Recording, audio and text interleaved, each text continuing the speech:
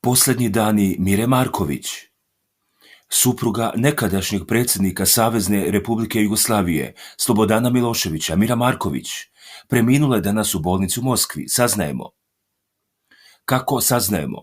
Supruga bivšeg predsjednika Srbije i Jugoslavije nije bolovala od teških bolesti.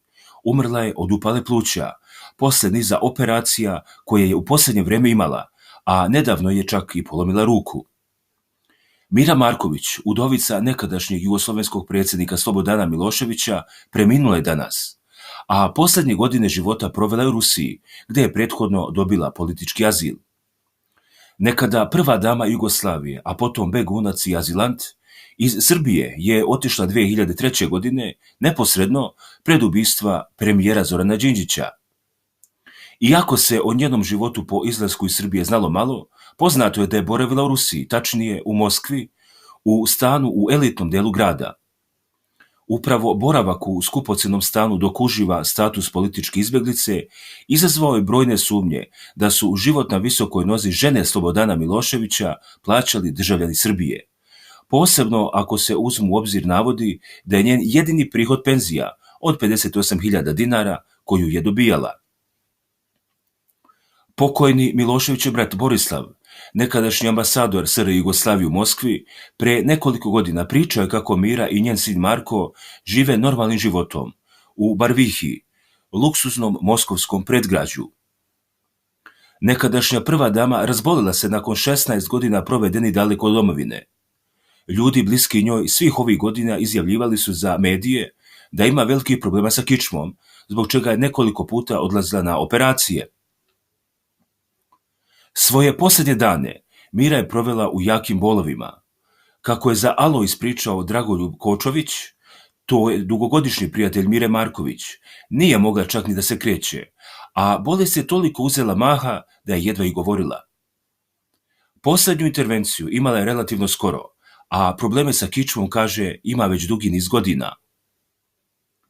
U posljednjim danima Mira je navodno provela sa svojim sinom Markom, koji se zbog bolesti nije odvajao od nje.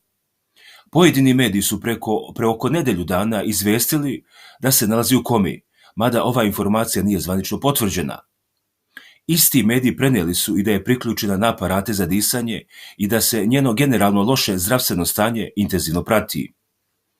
Krajem prošlog mjeseca ponovo se našla u fokusu javnosti nakon što je ukinuta presuda kojom je osuđena na godinu dana zatvora.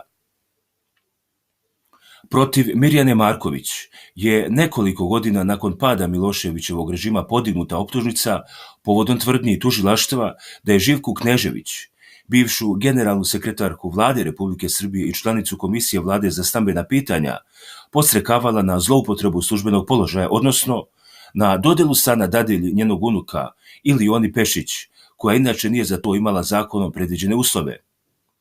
Zbog izbjegavanja suđenja, a potom i bekstva iz zemlje, srpski Interpol 2005. godine raspisao je poternicu za Markovićevom. Apelacioni sud u Beogradu nedavno je ukinuo presudu kojom je Marković osuđena na godinu dana zatvora zbog zloupotrebe službenog položaja pri dodjeli državnih stanova i naloženo je da se suđenje ponovi i da se u novom postupku otklone povrede na koje je ukazao.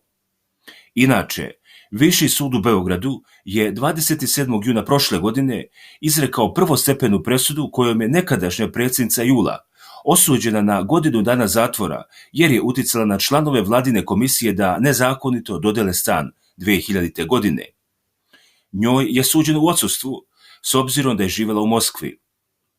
Protiv Mire i njenog sina Marka Miloševića je 2006. godine pokrenuta istraga zbog sumnje da su učestvovali u švercu cigareta 90. godina. U spisima tužilaštva za organizovani kriminal Miloševićeva supruga bila je označena kao važna karika u tom švercerskom lancu, jer je jedan njen poziv tadašnjem direktoru carine, Mihalju Kertesu, bio dovoljan za propuštanje kontingenta cigareta.